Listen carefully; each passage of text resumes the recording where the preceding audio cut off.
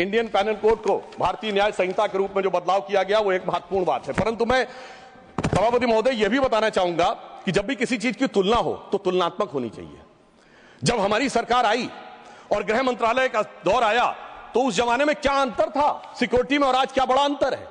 राष्ट्रीय सुरक्षा सबसे प्रमुख दायित्व है, जैसा कि हमारे साथी ने कहा, लॉ एंड ऑर्डर तो स्टेट का सब्जेक्ट है, पर राष्ट्रीय सुरक्षा गृह मंत्रालय की बात मैं पूछना चाहता हूं। हमारी सरकार आने से पहले दिल्ली में धमाके नहीं होते थे क्या? मुंबई में नहीं होते थे? चंडीगढ़, गुवाहाटी, लखनऊ, फैजाबाद, जयपुर, नागपुर, हैदराबाद, कौन सा ऐसा शहर का जहां धमाके नहीं होते थे? चलती ट्रेन में धमाके, चलते बस में धमाके, लोकल ट्रेन में धमाके, और लिखा रहता था बस अड्डे पे धमाका, रेलवे स्टेशन पे धमाका, लिखा रहता था छूना नहीं धमाका हो जाएगा। मगर इसके बावजूद आज वो केवल दक्षिण कश्मीर के 4 जिलों तक सीमित हो गया है। इसके बावजूद इतना बदला हुआ नजारा नजर नहीं आता है।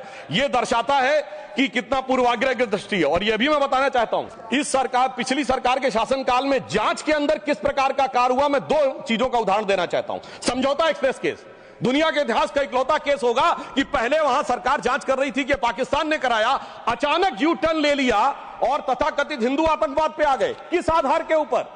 आरोपी के रूप में असीमा आनंद जी का जेल में इंटरव्यू। मैं पूछना चाहता हूं जेल में इंटरव्यू कैसे हुआ? बजाय इंटरव्यू लेने वाले पे कार्रवाई होने के पुलिस के सामने दिया गया बयान एडमिसिबल नहीं होता है और इंटरव्यू के आधार के ऊपर चेंज कर दिया। जबकि डेविड कोलमैन हेडली की तीसरी पत्नी फौजिया का अमेरिका में दिया इंटरव्यू है जिसमें सीधे सीधे उसने कहा कि यह पाकिस्तान का इन्वॉल्वमेंट था। दूसरा उदाहरण देना चाहता हूं, इशरत जहां केस। यह दुनिया के इतिहास में इन्वेस्टिगेटिव एजेंसी में एक अद्भुत उदाहरण होगा कि पहले भारत की आईबी और सीबीआई दोनों कह रही थी कि इशरत जहां आतंकवादी है, फिर अचानक सीबीआई ने स्टैंड चेंज कर दिया और कहा वो आतंकवादी नहीं है। मगर सभापति महोदय, आईबी चीफ कहते रहे कि वो आतंकवादी है। यानी ऐसा विचित्र उदाहरण था कि एक ही सरकार की 2 एजेंसी एक दूसरे के खिलाफ बोल रही थी। और जब हमारी सरकार आई और वो हलफनामा बदलने का आधार पूछा गया तो सभापति महोदय फाइल गायब थी। यह दर्शाता है कि सिक्योरिटी का किस प्रकार से मजाक उड़ाया गया। 26/11 का हमला हाफिज सईद ने कराया, यह इनकी सरकार मानती थी, मगर हमारे कई सम्मानित नेता उस तरफ बैठे जो कहते थे आरएसएस ने कराया। सिक्योरिटी का जिस प्रकार का मजाक इनकी सरकार में उड़ाया गया है, यह दर्शाता है कि वो सिक्योरिटी किस प्रकार की थी।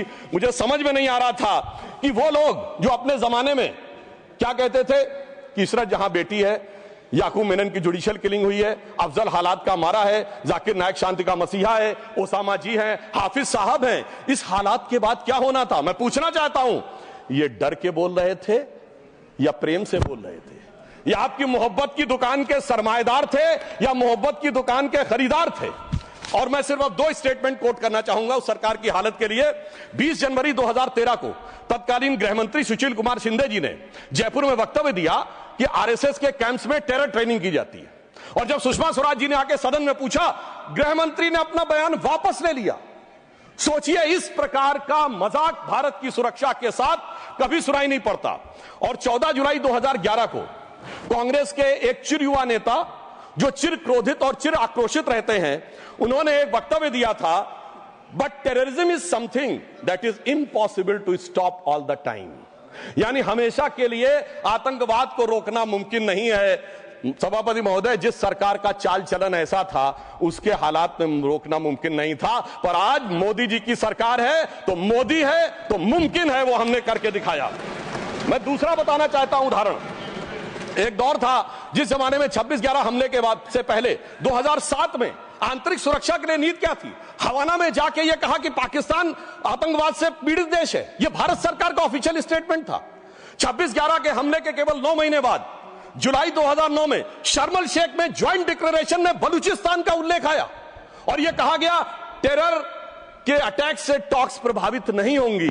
मगर सभापति महोदय, जो हमारी सरकार आई तो हमने कहा टेरर के साथ टॉक्स नहीं होंगी। और जब से मोदी जी की सरकार आई है, हमने इस बात को बिल्कुल साफ साफ कर दिया है। और इसीलिए पिछले 11 साल ऐसे जब कोई औपचारिक द्विपक्षीय वार्ता नहीं हुई सभापति महोदय, क्योंकि जब से हमारे गृह मंत्री जी आए हैं, हालात में जानते क्या बदलाव आया है? उस जमाने में शांति के कबूतर उड़ा करते थे, अब गुरु गोविंद सिंह जी के बाज उड़ते हैं। और जिसे हम अपने लखनऊ की भाषा में कहते हैं कि अम्मा मियां वो दिन लद गए जब उस्ताद लल्लू खा फाख्ते उड़ाया करते थे। और अब वो बदलाव ये देखने को मिला है ये लोग तो वो हैं सभापति महोदय जिन्हें भारत इतना कमजोर चाहिए था, किसी संसद भवन की छत के ऊपर जो शेर बने हैं उसके लिए लोग गए थे कोर्ट में कि शेर ज्यादा आक्रामक दिख रहे हैं। यानी इन्हें शेर बिल्ली जैसे चाहिए थे, बिल्ली जैसे नहीं, भीगी बिल्ली जैसे चाहिए थे। परंतु शायद ये भूल गए कि हमारे प्रधानमंत्री जी और गृह मंत्री जी गुरु गोविंद सिंह जी से भी प्रेरणा लेते हैं, शिवाजी महाराज से भी प्रेरणा लेते हैं, महाराणा प्रताप से भी प्रेरणा लेते हैं। और उनकी तरफ से हमारी नीति के लिए कहना चाहूंगा कि मन में है धैर्य और तन में प्रचंड शौर्य, बन चंद्रगुप्त मौर्य प्रलय मचाएंगे।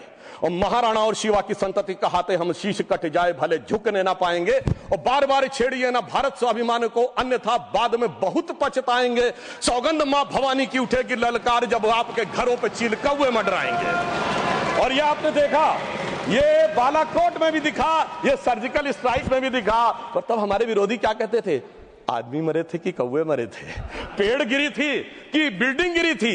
इस प्रकार के मजाकिया बात करने वाले लोगों को मैं बताना चाहता हूं कि भारत की व्यवस्था, अभी एक विषय का उल्लेख आया हमारे साथी ने, मैं एक बात पूछना चाहता हूं। वोटर डुप्लीकेशन की बात हमारे विरोधी उठाते हैं। मैं कहना चाहता हूं, अगर वोटर डुप्लीकेशन की बात करना चाहते हो तो पहले सिटीजनशिप डुप्लीकेशन तो क्लियर कर लीजिए। क्यों नहीं एनआरसी के लिए हां बोल देते हैं, उसके बाद यह मुद्दा ही खत्म हो जाएगा। भाई जब आप कह रहे हैं कि वोटर्स को लेकर आपके मन में संदेह है तो एक बार एनआरसी करवा दीजिए, दूध का दूध पानी का पानी। मगर सभापति महोदय, एनआरसी क्यों नहीं करानी है? उसका कारण यह है कि पिछले चुनाव में सबसे बड़ी जीत कहां पे हुई है? असम की धुबरी सीट पे कांग्रेस के नेता रकीबुल हसन 10,25,000 से जीते हैं। और असम के जो हमारे साथी यहां बैठे होंगे, धुबरी को मिनी बांग्लादेश कहा जाता है। तो इसलिए एनआरसी नहीं करानी है, मगर डुप्लीकेशन का मुद्दा उठाना है। मैं पूछना चाहता हूं जो लोग इस विषय को उठाना चाहते हैं। सर मैंने तो बोला ही नहीं, मैंने तो सिर्फ ये तारीफ की वो जीते हैं। I have just put up the facts and nothing personal. I have said he has got the biggest. Sir हमने तो सिर्फ एक डाटा बताया है। Sudhanshu ji, take your seat. Honourable members, एक second, 1 second. Honorable members, my very extensive ruling is there that this House, the Council of States, is well within its rights to discuss conduct of any person, including member of that House. Not, I will look into it. Look here. 1 second. 1 second. Honorable HM.